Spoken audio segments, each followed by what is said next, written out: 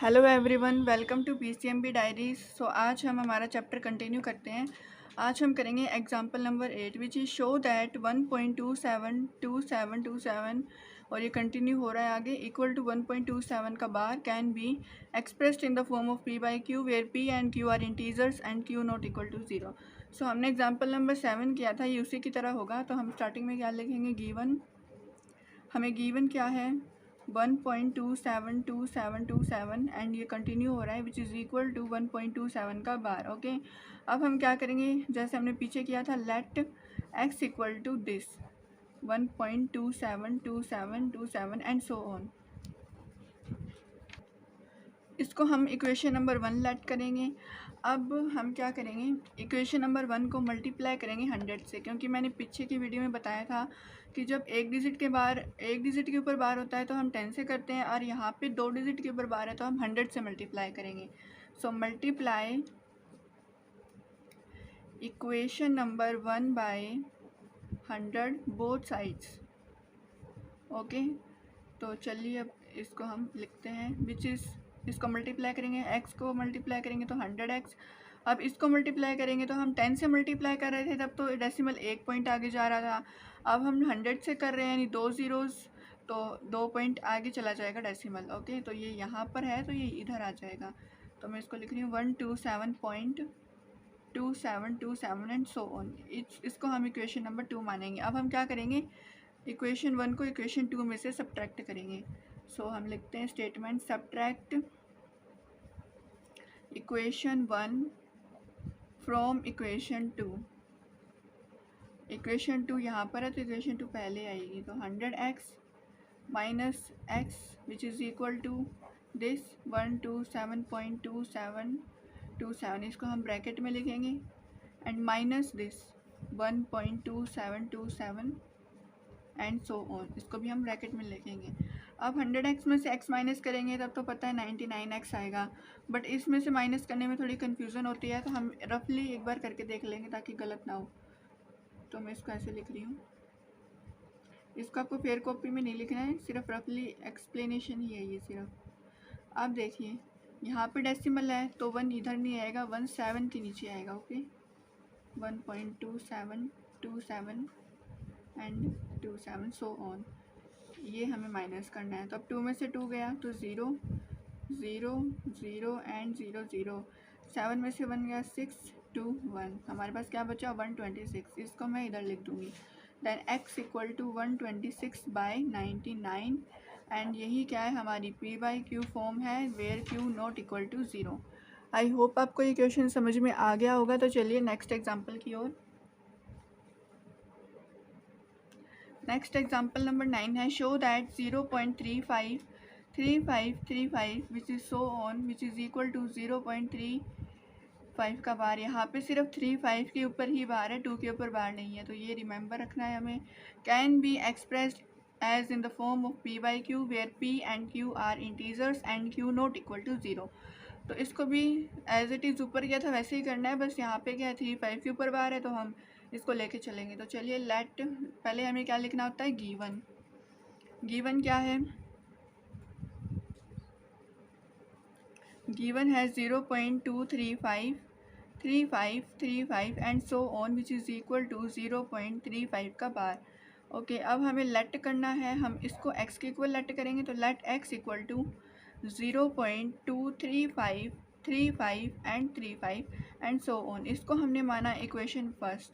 अब हमें पता है कि भाई 2 डिजिट के ऊपर बार है तो 100 से ही मल्टीप्लाई करना है। वैसे मत समझना कि डेसिमल के बाद 3 डिजिट है तो 3 से मल्टीप्लाई होगा, नहीं, ऐसा बिल्कुल। Multiply equation 1 by 100 both sides. अब मल्टीप्लाई करवाएंगे तो 100x which is equal to, अब 2 ज़ीरो से मल्टीप्लाई हो रहा है तो डेसिमल इधर आ जाएगा, 100 से मल्टीप्लाई होने पर डेसिमल 2 कदम आगे आ जाता है, तो ये हो जाएगा 23.5353 एंड सो ऑन। ये इक्वेशन नंबर 2 बन गई। अब जैसे हम और क्वेश्चंस में कर रहे थे, क्या करेंगे, subtract equation 1 from equation number 2। तो माइनस करेंगे तो 100x में से x माइनस करेंगे, 100x माइनस x एंड ये पहले आएगी value 23.535353 and so on. Minus करेंगे इसको हम तो कैसे होगा, 0.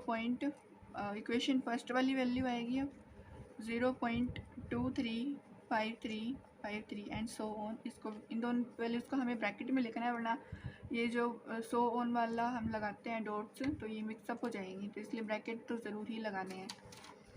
अब ये तो 100x में से x माइनस करेंगे तो ये तो 99x आ जाएगा। ओके, अब इसको माइनस करके हम थोड़ा बड़ी एक्सप्लेनेशन देख लेते हैं इसका। तो 23.535353 एंड सो ऑन। अब यहाँ पे डेसिमल 0 के बाद है तो 0 को 3 के नीचे लिखेंगे, फिर डेसिमल लगाएंगे and then 235353 and so on. और यहाँ पे 0, इसको हमें करना है माइनस, तो 0 हो गया, ये 0 हो गया, 0 0 0। बट यहाँ पर क्या है, 5 में से 2 गए, 3 बचा, यहाँ पे 3 एंड यहाँ पे 2। ओके, तो हमारे पास क्या वैल्यू आई, 23.3। अब आप इसको एक तरीके से ऐसे भी कर सकते हो कि भाई 23 में से हम डेसिमल हटाएंगे तो यहाँ पे 1 0 आ जाएगा और ये 99 इधर आ जाएगा, सॉरी 1 0 ही आएगा। तो इसको हम लिख सकते हैं 233/990 which is the p/q form of this 0.235 का बार, एंड जहाँ पे q क्या है, नॉट इक्वल टू 0 है। तो आई होप आपको ये क्वेश्चन भी अच्छे से समझ में आ गया होगा। अगर आपने एग्जाम्पल नंबर 7 अच्छे से कर लिया तो सारे क्वेश्चंस ऑटोमेटिकली हो जाएंगे। अब नेक्स्ट क्वेश्चन है हमारे पास, नेक्स्ट क्वेश्चन है find an irrational number between 1/7 and 2/7। तो हमने पीछे की एक्सरसाइजेज में इरेशनल नंबर्स फाइंड किए थे, तो वो कुछ अलग मेथड से थे कि भाई जितने फाइंड करने हैं उतने, उससे एक नंबर बड़ा हम न्यूमिनेटर और डिनोमिनेटर में मल्टीप्लाई करवा के और जो नए इरेशनल नंबर्स बन रहे थे उनके बीच की वैल्यूज़ लिख रहे थे। बट यहाँ पे क्या है कि आपने इरेशनल नंबर्स जैसे कि बार वाले क्वेश्चन हमने सॉल्व किए हैं तो उसी टाइप से करना है, डेसिमल एक्सपेंशन हमें बनाने पड़ेंगे।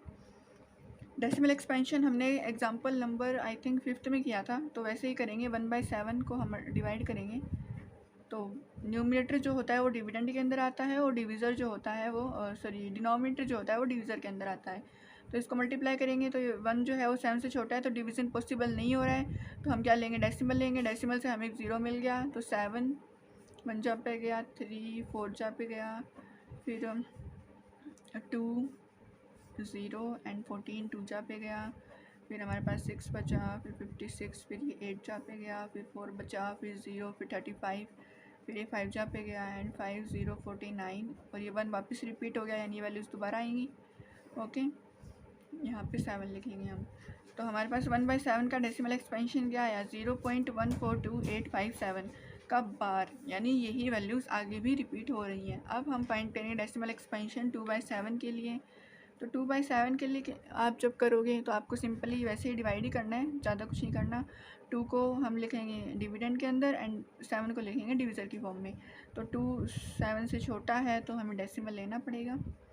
डेसिमल लिया तो 0 मिला, तो ये गया 2 जा पे, फिर 6 बचा, फिर ये गया 8 जा पे, फिर 4 बचा, फिर 0, फिर 35, फिर ये 5 जा पे गया, फिर 0, फिर ये गया 7 जा पे, 1 बचा, 0 7, फिर ये गया 1 जा पे, फिर 3 बचा, फिर 0, फिर 28